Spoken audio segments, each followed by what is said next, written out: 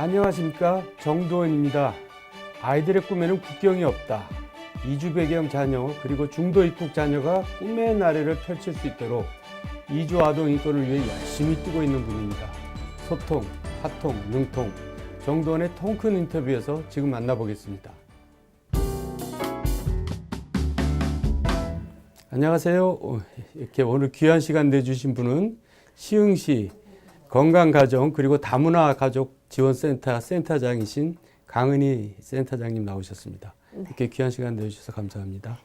안녕하세요. 네. 네. 시흥시 건강가정 다문화가족지원센터의 센터장으로 일하고 있는 강은입니다. 작년부터 이렇게 계속 연락을 주셨는데 이렇게 뭐가 시간이 안 맞아서 못 나왔어요. 뭐 이렇게 네, 튕기신 게 아니고요. 바쁜 척한 건 아닌데요. 그래서 오늘 이렇게 오면서 의원님 만나서 이렇게 하려고 그랬었나 보다 이런 생각이 들더라고요. 예. 만나뵙게 돼서 너무 영광이고요. 예. 우리 시청자분들도 뵙게 돼서 반갑습니다. 네. 근데 이제 오늘 센터장님 만나서 자료를 미리 좀 보다 보니까 보통 다문화 가족 또 다문화 자녀 이렇게 얘기하는데 센터장님께서는 이주 배경 자녀 이렇게 얘기를 하시고 중도 입국 자녀라는 표현도 많이 쓰세요. 네. 왜 그렇게 좀 다르게 써야 되는 이유가 있는지요? 뭐 여러 가지 이유가 있는데요. 사실 다문화 가정 자녀 이렇게 표현하는 것들이 우리가 흔히 알고 있는 국제 결혼 가정 그리고 그 가정에서 태어난 자녀들을 편의상 또는 예. 정책적인 어떤 일관성을 위해서 예. 이렇게 많이 불러요. 그런데 이제 지금의 많은 이주 아동 청소년들은 꼭 그렇게 이제 존재하는 아이들은 아니거든요. 그래서 앞서 그 말씀하신 다문화 가족 자녀처럼 본인은 한국에서 태어났지만 예. 이제 부모가 또는 그 중에 한 명이 또 이주 배경을 가진 가정도 있고요. 네. 또 온 가족이 이주한 가정의 아이도 있고, 그렇겠네요. 네, 또 다른 나라에서 태어나서 성장하다가 예. 중간에 여러 예. 가지 이유로 예. 이제 입국한 아동 청소년들도 있거든요. 예. 이제 이런 아이들을 이주 배경을 가진 아이, 자녀, 아동 청소년이라고 부르는 거죠. 네. 네네. 그 아이들 중에는 한국 국적도 있고 아예 국적이 없는 무국적 아이도 있고 체류상으로 미등록, 우리가 흔히 말하는 불법 체류라고 하는 예. 그런 신분의 아이도 있고 또 외국 국적을 가진 아이들도 있는 거죠. 이런 아이들을 다 통틀어서 저희가 이렇게 이주 배경 청소년, 아동 청소년이라고 부르고요. 그 중에 아까 말씀드린 것처럼 이제 중도 입국 청소년은 중간에 이제 들어온 건데 크게 여러 이제 세 부류 정도가 있어요. 이제 예. 첫째는 국제 결혼을 한 이제 이주민이 본국의 자녀를 초청한 거죠. 그렇죠. 본국에서 태어나서 거기서 자란 자녀를 초청한 경우가 있고요. 여기서 결혼해서 여기서 태어났는데 이제 편하게 표현하면 외갓집 또는 뭐 친가 어떤 네. 그 외국으로 어렸을 때 보내졌다가 예. 좀 거기서 키우다가 학교 갈 때쯤 돼서 이제 마치 외국 아이처럼 그렇게 이제 들어오는 아이들이 있고요. 요즘에 이제 가장 이슈가 되는 중도 입국 자녀들은 우리가 원래 외국인 근로자들은 자녀나 이제 배우자를 초청할 수가 없어요. 네, 동반 입국할 수가 없는 거죠. 네. 그런데 동포 근로자들에게만 그게 이제 허가가 되거든요. 예. 그러니까 이제 동포 근로자들, 중국 동포나 고려인 동포나 이런 동포 근로자들이 한국에 입국할 때 예. 자녀들을 같이 데리고 들어와요. 그래서 그런 자녀들이 이제 요즘에 아주 많이 늘어나서 중도 입국 청소년이 이주 아동 청소년의 어떤 현장에 되게 중요한 이슈로 떠오르고 있죠. 저도 그 부분이 좀 이렇게 명쾌하지가 않았는데 네. 설명 아주 명쾌하게 잘해주셨네요. 그러면 이주 배경 자녀란 말을 일반적으로 많이 쓰는 말이죠, 그러면? 네, 이쪽 현장에서는 많이 쓰는데 네. 여기에 가깝게 이제 속해 있지 않으시는 분은 아직도 그냥 다문화 가정, 다문화 자녀 이런 식의 표현을 하시죠. 네. 제가 모두에서 우리 아이들의 꿈에는 국경이 없다. 네. 이제 그런 얘기를 이제 희망의 메시지가 되겠죠, 아이들한테는. 네네. 그런데 우리 센터장님한테는 특별한 의미가 있나요, 이 얘기가? 제가 이제 아마 여기 나오게 된 계기도 좀 일찍부터 이주 2세들 이런 다양한 형태의 이제 체류하고 있는 아이들을 만나는 일을 해서 이제 여기에 아마 초대해 주신 게 아닌가 싶어요. 그렇죠. 네. 근데 이제 제가 오래전부터 사회복지 현장에서 일을 했는데 쭉 아동 청소년들과 관련된 일은 해왔어요. 그런데 이제 2009년부터 안산에서 네. 이제 지금도 그렇지만 그때도 여전히 안산시가 가장 많은 이주민들이 있거든요. 그렇죠. 네네. 그런데 이제 거기서 이주 2세들 그때 고민은 더 이상 이주 1세대들은 사실 생존의 문제고 본인들이 선택해서 이주했고 그러니까 크게 문제는 없어요. 그런데 자유의지가 아닌 네. 이주 2세들이 항상 이제 나중에 보면 문제가 생기거나 어려움을 겪거든요. 예. 그래서 이제 그런 문제의식을 가지고 센터를 지자체 차원에서 만들게 됐고 그때 이제 제가 그 센터를 맡아줬으면 하는 어떤 제안을 받은 거죠. 그래서 아마 늘 제가 만나고 싶었던 아이들 그 현장이라고 생각을 해서 왔는데 그때 안산에서도 가장 이주민이 많다는 원곡동 그 다문화 특구 그쪽에 있었거든요. 예. 가가호 집을 찾아가고 아이를 뒤에 태우고 자전거에 가는 분들을 쫓아가서 만나 뵙고 얘기하고 이러면서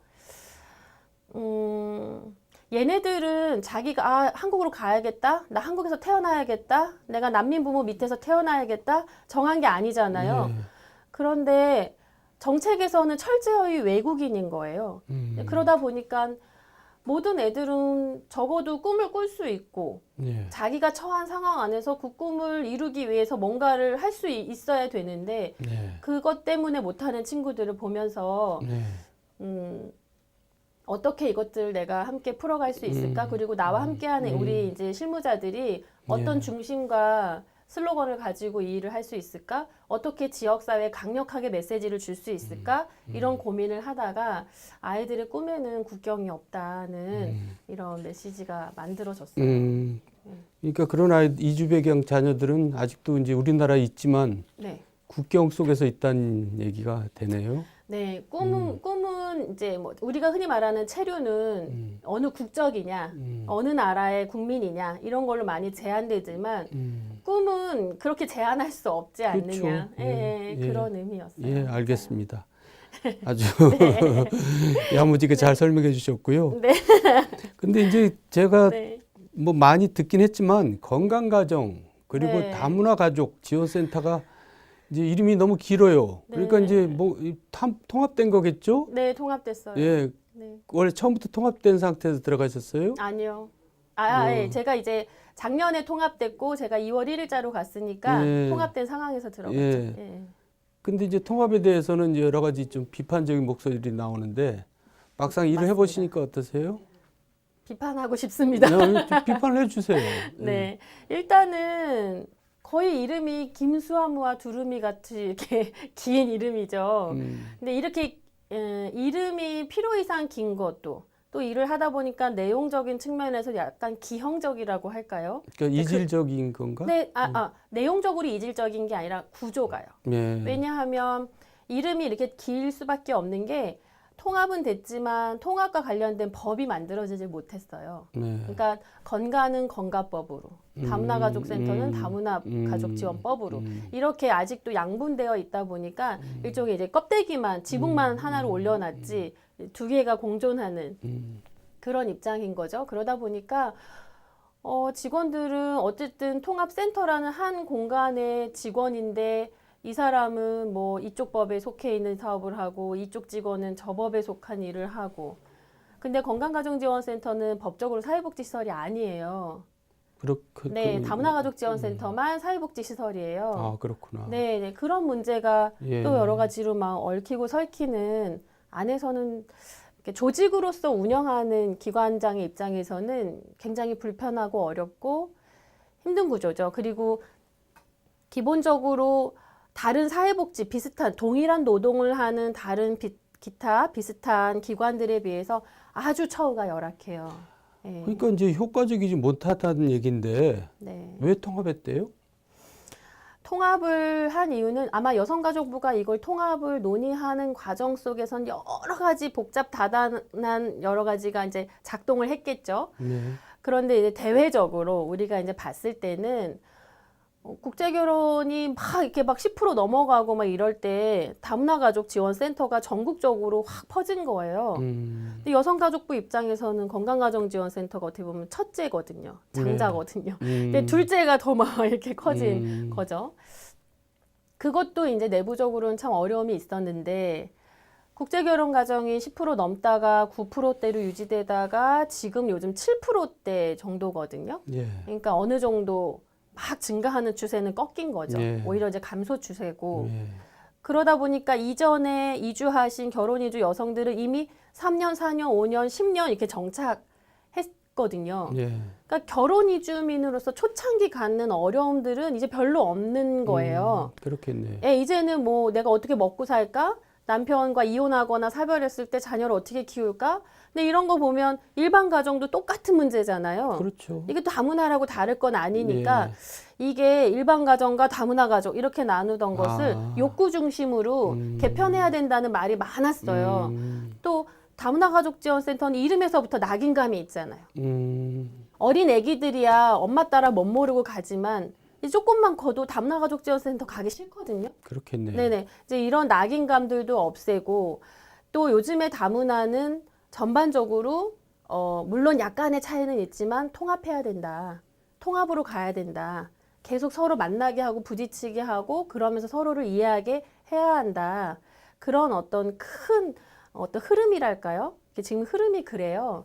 그런 여러 가지 흐름을 타고 통합이라는 것들을 결정하고 법을 만들고 통합하자니 이제 이게 쉽지 않으니까 일단 넣어놓고 나머지를 작업하려고 하는 그런. 그러니까 지난번에 여성가족부 이제 관계관 얘기도 문제가 있다는 거는 이제 충분히 인식한다. 네.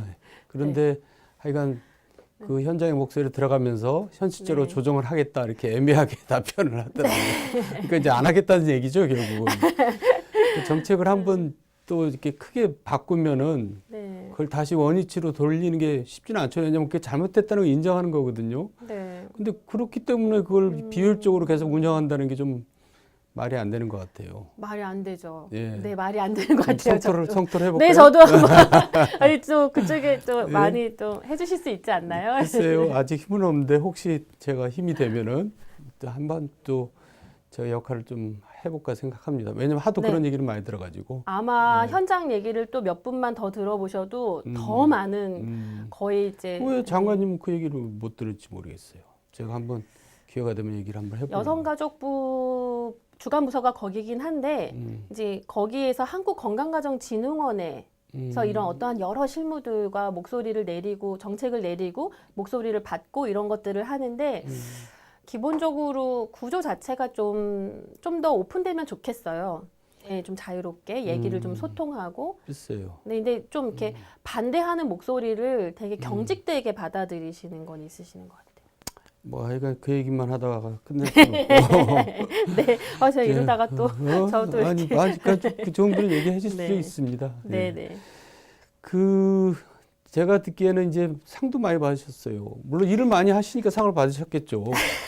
그래서 외국인 주민 정착 지원상, 국가인권위원회에서 주는 인권상도 받으셨는데, 근데 이제 이렇게 아까 살짝 얘기하신 것 같긴 한데, 네. 이렇게 다문화 사업에 이렇게 처음 뛰어들게 된 계기가 뭐 어떻게 계기가 있었어요?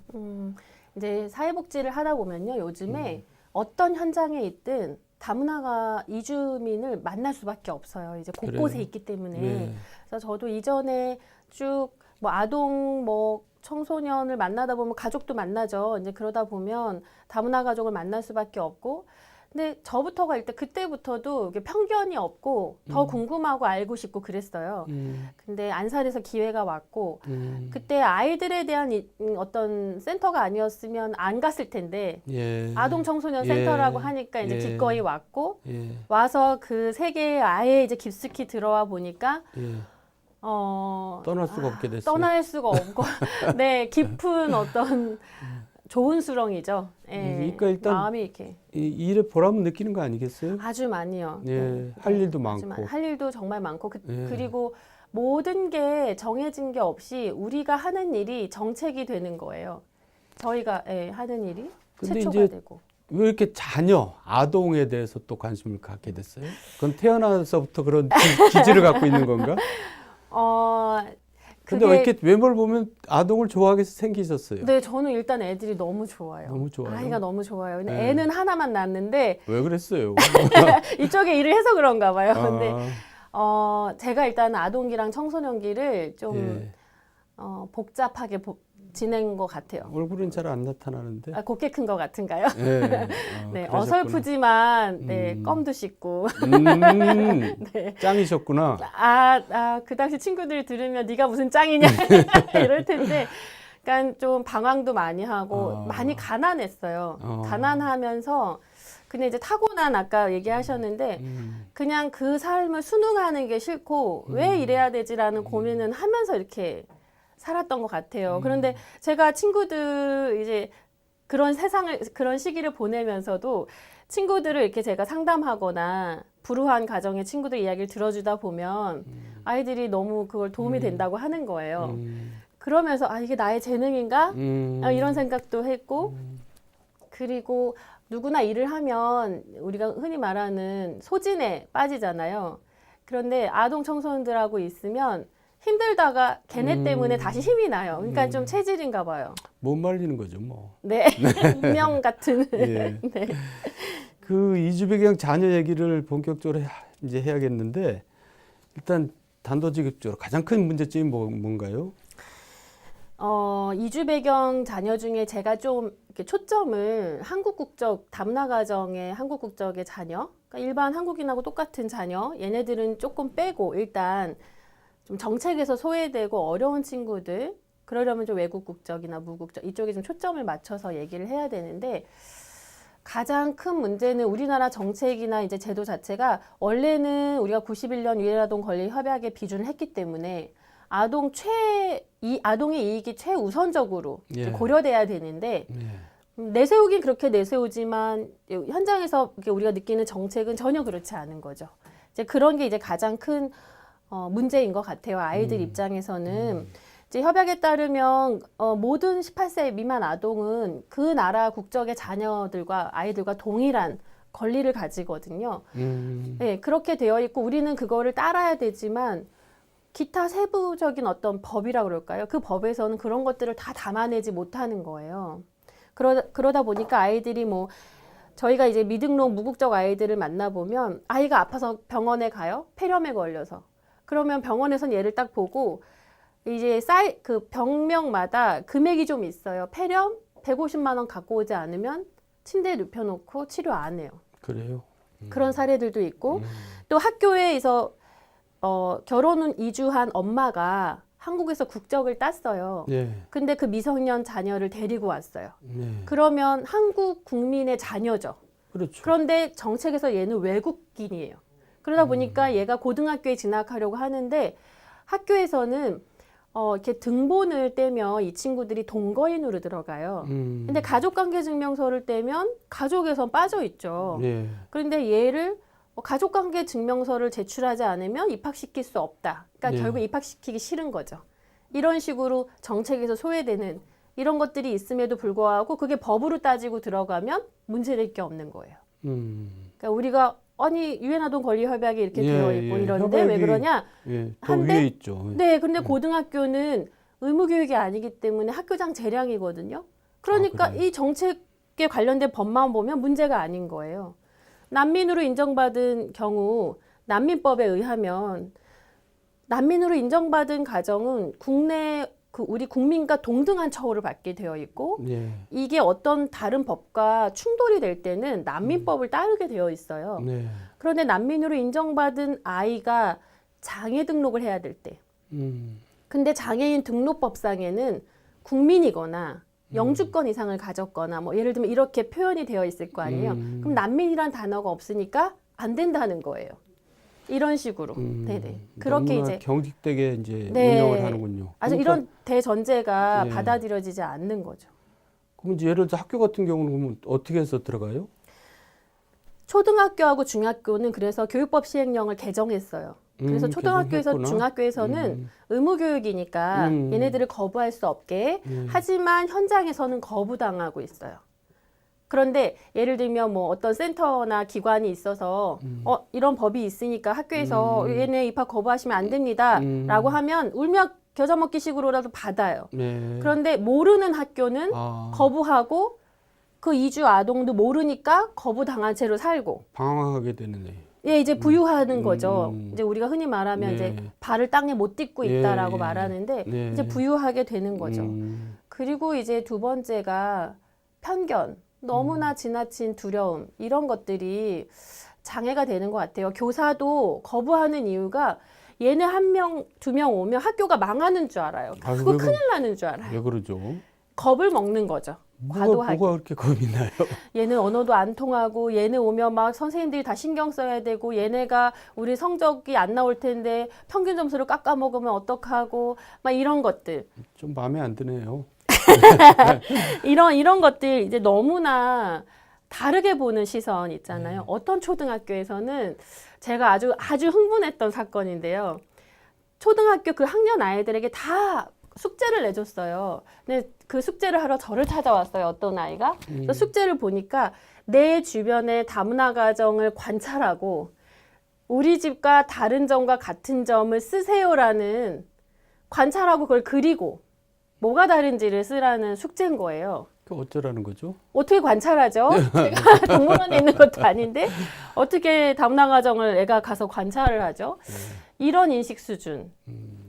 또 댓글도 보면 다문화 가정 아이가 학교 폭력의 피해자인데 댓글들 보시면 그러니까 네 나라로 가라. 뭐 이런 식으로 표현들이 되어 있고 그러니까 이런 여러 가지 불편하게 느끼는 인식과 두려움, 염려 네. 이런 게 중요한 건 정책을 만드는 사람들에게도 있다는 거예요. 그러니까 그분들도 정책을 되게 보수적으로 만드시는 거죠. 네. 좀 가슴이 답답해지네요. 그러니까 학교에서까지 이렇게 아이들을 기피한다는 것은 정말 있어서는 안 되는 얘기인데 저는 그 아까 이제 어린이 우선이라고 이제 얘기하셨잖아요. 모든 네네네, 일에서 아동이. 당연하죠. 네. 네. 네. 우리나라는 이제 어린이날이 있잖아요. 네. 근데 선진국에는 어린이날이 없더라고요. 아. 왜 없는지 아세요? 네. 365일이 어린이날. 어린이날. 어린이날이 있다는 게 되게 우스꽝스러운 거죠. 그렇게 생각하면은. 그날만 그러네요. 특별히 뭐 아이들한테 뭐 그러네요. 잘해주라. 그러네요. 그렇잖아요. 그리고 알다시피 이제 그 스쿨버스가 지나가면 모든 차들이 올스턴입니다. 그렇죠. 네. 근데 네. 우리는 애들 저희 집 앞에도 보면은 네. 애들이 이제 학교 이제 가려고 이렇게 오는데 차가 쌩 지나가면서 네, 빵빵빵빵 맞아요. 하면서 지나가죠. 맞아요. 정말 있을 수 없는 문제예요. 일이죠. 맞아요. 그러니까 우리나라가 경제적으로는 많이 선진화됐지만 아직도 이렇게 문화적으로는 아직 갈 길이 멀다. 네, 특히 맞습니다. 이제 이 다른 문화에 대한 편견 같은 거는 네. 좀 시간이 걸려야 되나. 하여간 좀 우리 센터장님 역할이 굉장히 큰 것 같습니다. 아, 뭐 답답한 얘기는 거기까지만 하고 그 지금 이제 아이들이 그러면 이제 돌보고 계시잖아요. 네네. 아이들이 만나고 있죠. 돌봐가지고 이제 결국은 사회로 나갈 때 이제 어려움이 없도록 하기 위해서 많은 이제 노력을 기울일 텐데 네. 또 사회 나가면 또 어려움이 부딪히겠죠. 부딪히겠죠. 예, 거기에 대해서 우리가 좀 예를 들어서 좀 설명을 해주시면 어떤 게 있을까요? 일단은 우리가 이제 기본적으로 이 아이들을 정책적으로 나가야 될 사람, 나갈 사람, 내보내야 되는 사람으로 보면서 정책을 계속 가져간다면, 그러면 현장에서 바뀌어지는 것들이 없겠죠. 그 상태로 계속 간다면, 아이들은 지금도 이주 자체의 문제가 심각한 것보다요, 그걸로 인한 빈곤의 문제가 심각하거든요. 빈곤의 문제. 그런데 이제 이 아이들이 이대로 그냥 가면 지금 자격증을 따고 싶어도 제가 지금 당장 미국에 가서 1, 2년 만에 영어로 된 뭐 요리사 자격증을 딸 수는 없잖아요. 그렇죠. 그러니까 이 아이들이 선택할 수 있는 폭이 너무 좁아요.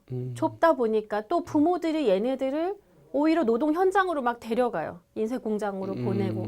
어차피 한국에서 너희들이 안 될 거니까 예. 돈을 빨리 벌라는 거죠. 그리고 가게 경제에 예. 보탬이 되라는 건데 예. 그런 아이들이 계속 지내다 보면 늘 우리 사회에 주변화될 수밖에 없는 거죠. 그렇게 주변화돼서 또 하나의 정책의 대상으로 성장을 하거나 아니면 정말 한국을 싫어하는 외국인으로 성장을 하겠죠. 근데 그렇게 그냥 성장하면 끝이 아니라 그런 과정 속에서 비행이나 범죄나 그렇죠. 또는 본인 스스로 자살을 예. 하거나 또는 이 아이들이 학대를 당하거나 맞습니다. 네. 근데 실제로 저희가 일을 하다가 자살한 친구도 있었고 자살 시도 중에 저희가 구출한 친구도 있었고 이런 문제들이 다 사회 문제잖아요. 이렇게 될 수가 있는 거죠. 어떻게 보면 이 아이들은 재능이 정말 남다른 친구들이 있거든요. 근데 그게 정책의 장벽에 다 막혀서 재능이 발굴이 안 되는데 생각해 보면 얘네들 저희가 초중고 교육을 다 시키거든요. 세금으로. 네. 그러고 나서 네. 한국에서 기여하게 더 적극적으로 하면 되는데 네. 그렇게 교육시켜놓고 내보내기 바쁜 거죠. 너무 비정상적으로.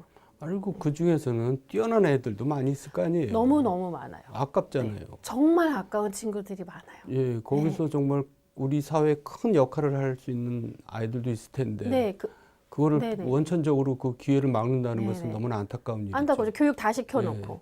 근데 얘네 자체도 재능이 많지만 이런 애들이 우리 아이들과 더불어서 살아가면 얼마나 사회가 풍성해질까. 이런 친구들이 정말 많거든요. 그리고 눈에 띄어요. 네. 네. 그렇다면은 좀 죄송한 얘기예요. 왜냐하면 이거는 이제 정책 당국자들한테 여쭤봐야 되는데 네.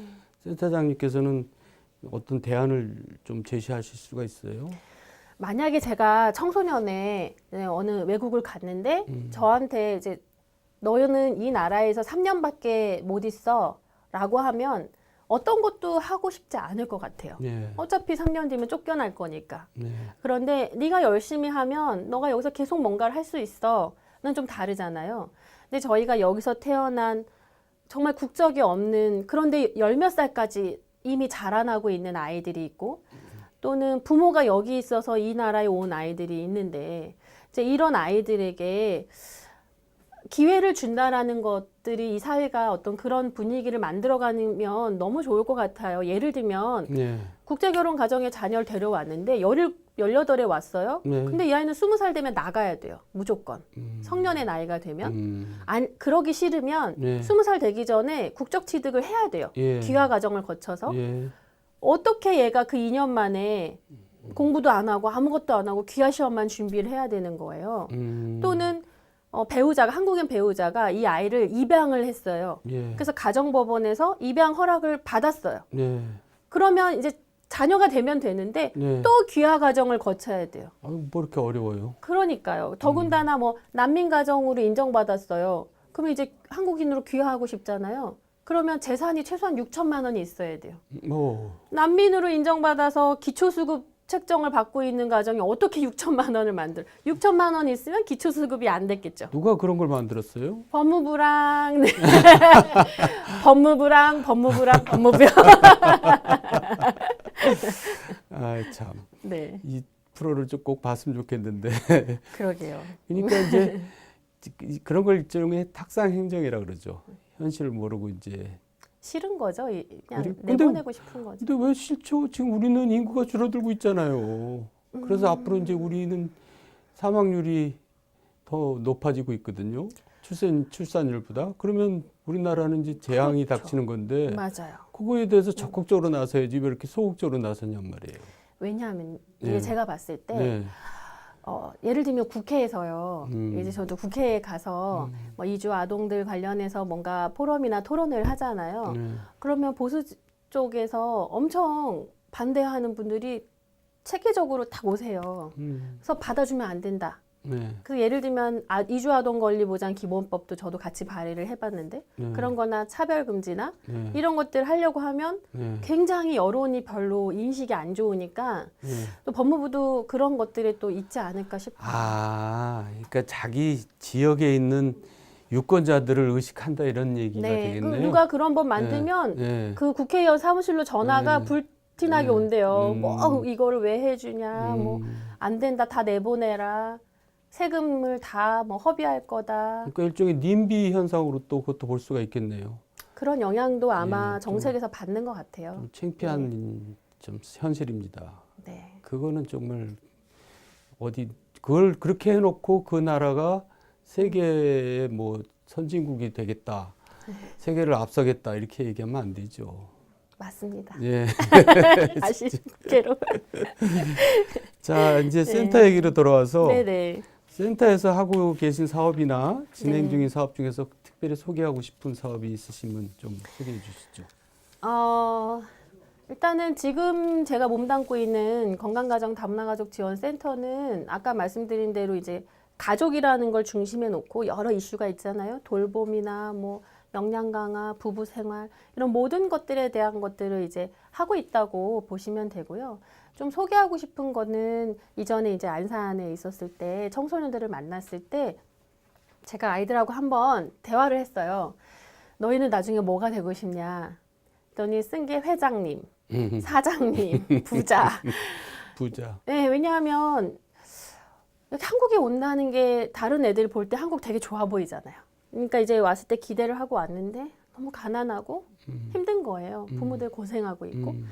그러면서 돈을 벌고 싶은 거죠, 일단. 뭐 이런 마음이었는데 저희가 제가 이제 이 아이들하고 얘기하면 너무 답답하더라고요. 그래서 퍼실테이션으로 이 아이들과 함께 이제 그런 진로 프로그램을 했어요. 하고 나서 똑같은 아이들에게 물어봤어요. 너희가 꿈이 뭐고? 그랬더니 그러니까 이 아이들이 고민하기 시작하는 게 나는 왜 중국에서 태어났을까? 나는 지금 왜 한국에 있을까? 돈은 왜 많아야 되지? 나는 이 돈 어디다 쓸 거지? 난 뭐가 되고 싶고 그러려면 뭐 해야 되지? 진짜 아이들다운 고민이잖아요. 이걸 시작하는데 진짜 전율이 오더라고요. 그런 것들이 아이들한테 민주시민교육, 세계시민교육 차원에서 더 많이 생겼으면 좋겠고요. 또 하나 되게 재미있는 건 검정고시 프로그램이 있었어요. 근데 우리가 한국 애들도 학교 밖 청소년 검정고시 사업 거의 망하기 십상이거든요. 애들이 안 와요. 늦잠 자서 안 오고 귀찮아서 안 오고. 근데 언어도 안 다니는 애들 어떻게 우리나라 검정고시 시험으로 어떻게 하나 이랬는데 3년째 하고 있는데 평균 1년에 15명 정도가 참여하거든요. 100% 합격하고 있어요. 초중고 과정 다. 예.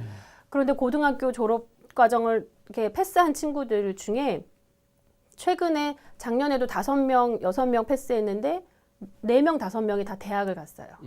그것도 뭐 성균관대 말하면 안 되나요? S대 막 이렇게 좋은 대학들을 이렇게 갔어요. 그러면서 부모들도 같이 변하는 거예요. 아까 말씀드린 것처럼 기회가 있나 보다라고 생각하니까 뭐 공장 보내고 뭐 이렇게 편의점 알바 시키고 이랬던 부모들이 이제는 대학을 보내려고 하고 이렇게 변화되더라고요. 그래서 검정고시 프로그램 애들 합격할 때마다 저희는 맨날 셀레브레이션하고 너희 너무 대단하다.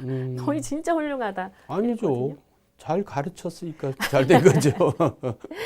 네, 예, 저는 아이들이 가진 힘인 것 같아요. 네, 아이고 참 수고가 많으십니다. 아까도 잠깐 언급하셨는데 네. 이주 배경 자녀뿐만 아니라 난민 문제에 대해서도 관심이 있는 것 같아요. 네네. 그러니까 우리가 지금 난민이 별로 난민이 정착하기에는 좋은 나라가 아닌 걸로 알고 있어요. 네. 그렇죠? 많이 근데 오는데. 그 난민에 대한 관심을 갖게 된 계기나 또 현실에 대해서 또 하고 싶은 얘기가 있으시면. 처음에 그 다문화 이쪽 이주민 쪽 일을 집중적으로 할 때부터 관심을 있게 봤어요. 근데 그냥 있으니까 그분들이 계시니까 이렇게 들여다보게 되고 관심을 갖게 됐는데 사실 저희가 아시아 최초의 난민법을 제정한 국가잖아요. 네. 그래요? 네, 아시아 최초고요. 2013년에 그것도 난민법을 만들었고 매년 뭐 7,000명, 8,000명의 난민 신청을 하거든요. 그래요. 근데 2013년에 난민법을 만들고 2015년에만 7,500명이 넘게 난민 신청을 했는데 네. 1.8%? 받아들여진 게. 네네네. 그리고 2016년에요. 네. 그 2015년에는 한 명도 난민 인정을 안 했어요.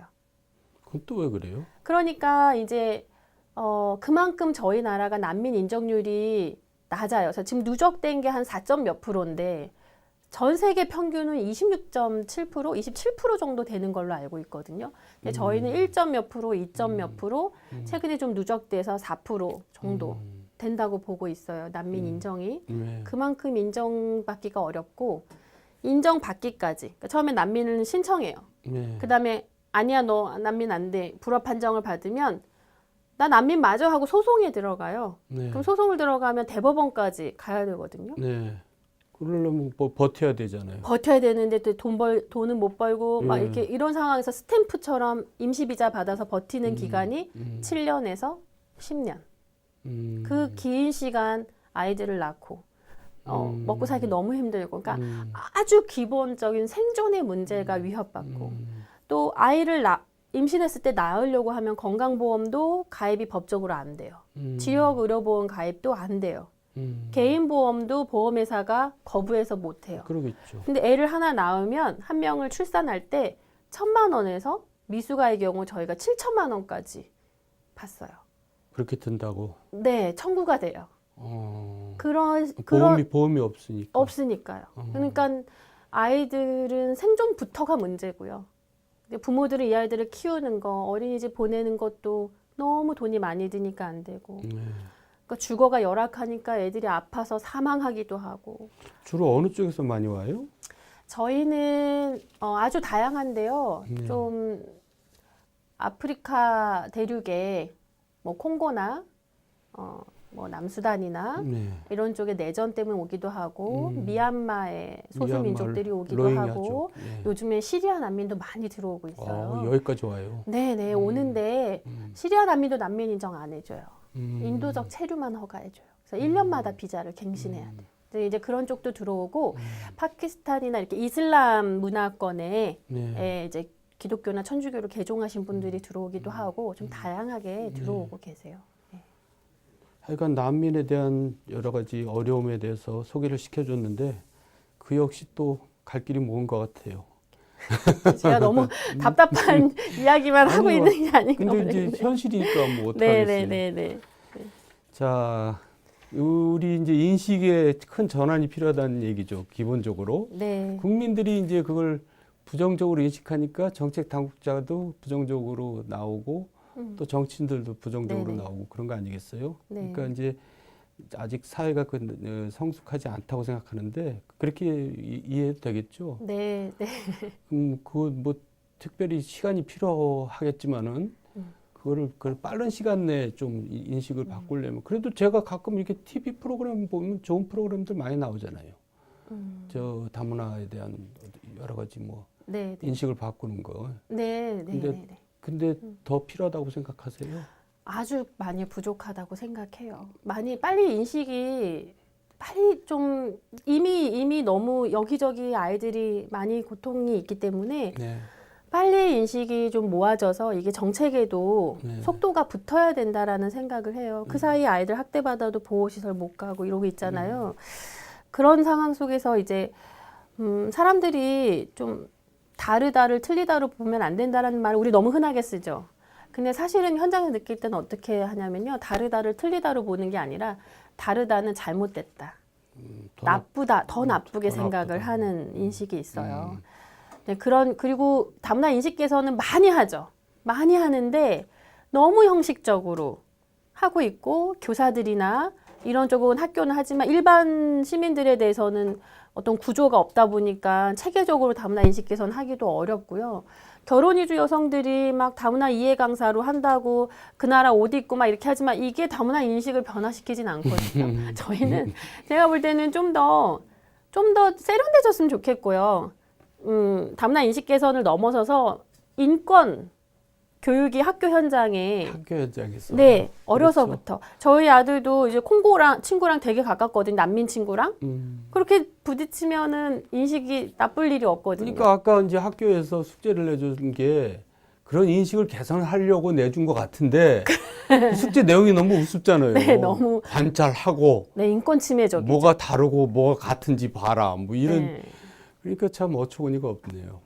인권 교육이랑 네. 애들이 그냥 이거를 나는 다문화가 아닌데 내가 다문화를 좀 이해해 볼까? 이런 차원이 아니라 그냥 이게 기본적인 인권이고 이게 민주 시민의 소양이고 이제는 세계 시민으로서 갖춰야 될 덕목이고 이런 차원에서 낙인감을 주지 않는 차원에서 더 많이 활발하게 이루어지면 좀 빨리 속도가 붙지 않을까. 그리고 네, 방송이나 이런 우리가 이런 시간도 더 많은 분들이 보시고 그렇죠. 그랬으면 좋겠어요. 그래서 네. 이제 이런 프로가 있는 거고. 맞습니다. 또 그래서 저 센터장님이 와서 얘기하는 거고 그런 겁니다. 네, 네. 책임이 너무 막중하신데 아닙니다. 하여간 앞으로 더 네, 네. 많은 일을 부탁드리고요. 네. 지금 이제 이왕 나오신 김에 네. 이주 배경 자녀들 이제 이 방송 또 보고 있는 시청자들한테 특별히 하고 싶은 얘기가 있으면 좀 해주시죠. 네, 아까 이제 의원님이 얘기해 주셨는데 저희가 이제 우리가 흔히 말하는 다문화 사회 네. 이주의 시대는 우리가 선택하면 안 할 수 있고 할 수 있고의 문제가 아닌 것 아니에요. 같아요. 그냥 이거는 흐름이고 예. 이제 더 이상 어떻게 벗어날 수 우리의 미래예요. 없다면 미래라면 이제 아주 태도를 전향적으로 바꾸고 그렇게 가야 되고 또 일반 시민들이나 국민들 입장에서 가지는 불편감과 염려들 알아요. 또 안 좋은 사건들은 되게 또 언론에서 크게 보도하거든요. 이제 이런 거에 대해서 염려들이 있는 건 알고 있는데 저희 남편하고 저도 이제 16년 살고 있지만 너무 달라서 힘들다가 요즘 들어서 좀 살만하다. 결혼하길 잘한 것 같다. 이런 생각 하거든요. 이제 자꾸 만나고 부딪히고 편견 없이 이제 비벼지다 보면 진짜 공동체가 될 수 있거든요. 그래서 독일에서는 그렇게 말하더라고요.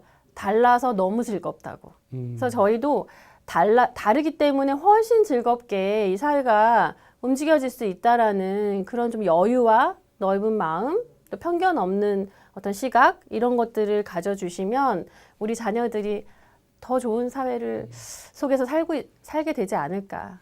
원래 인간이 태어나는 것도 이제 난자하고 정자하고 만나서 이제 이 생명이 잉태되는 거잖아요. 네, 네. 근데 어떤 걸 받아들이냐면 가장 다른 걸 받아들인다 그러더라고요. 아, 정말요? 그 많은 그 양 중에서. 아, 그래요? 예. 그거는 저 유전학적으로 보통 정설로 돼 있죠. 제가 혹시 다음에 어디 가서 이 네. 말 써도 되나요? 예, 됩니다. 네. 어디 하필이면 누가 거기서 선택이 될까? 아. 가장 다른 이제 염색체를 네. 가진 게 선택이 아, 된다는 진짜요? 거죠. 예, 그러니까 다름으로 합쳐지면서 이제 정반합으로 발전하는 거거든요. 정반합, 예, 그렇죠. 근데 우리는 맞습니다. 그걸 배척하고 있으면 발전이 안 되는 거죠. 예. 아, 너무 좋은 말씀이세요. 아이고 뭐 그럴듯하게 얘기를 했는데 모르겠습니다. 너무 좋은 말씀이십니다. 이 자리에 나오신 모든 네. 분들께 저희들이 공통적으로 드리는 질문이 있어요. 이제 마무리하는 시간인데요. 네. 내게 다문화는 무엇이다? 간략하게 정리해 주시면.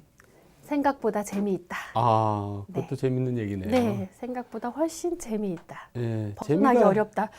재미가 있어야지 뭔 일을 하거든요. 네, 네. 예. 경험해 보시면 아시게 됩니다. 얼굴에 나타나 있습니다. 아, 내가 지금 살이 올라서 그런 거 아닐까요? 아이고, 오늘 수고 많으셨고요. 네, 감사합니다. 예, 귀한 말씀 감사합니다. 네, 저도 감사합니다. 네. 네. 오늘 강은희 센터장님과 대한민국의 든든한 미래가 될 이주 배경 자녀와 중도 입국 자녀들의 문제에 대해서 심도 있는 대화를 나눠봤습니다. 이제는 이들을 향한 새로운 변화의 바람이 불어올 때가 된 것 같습니다. 다름을 인정하는 사회가 하루빨리 찾아오기를 기대하면서 소통, 화통, 능통, 정도원의 통큰 인터뷰 여기서 인사드리겠습니다. 저희는 다음 주에 다시 통하도록 하겠습니다. 감사합니다.